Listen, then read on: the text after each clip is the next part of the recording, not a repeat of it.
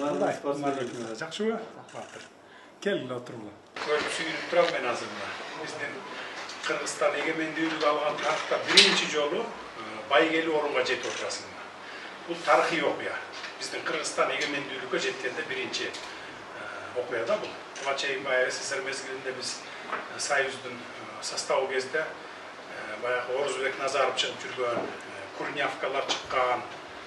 91-жылы Орузбек Назаров андан мурунураак чыкса керек эле. 86. Биз көз карандысыздык алган биринчи жолу сен болуп атасың.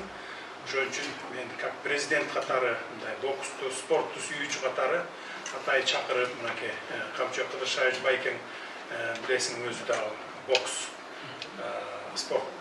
бокс тармагынан чыккан, өсүп чыккан. Анан кийин ошо инициатива көтөрүп, демилгелеп, ушу бүгүнкү жолугушууну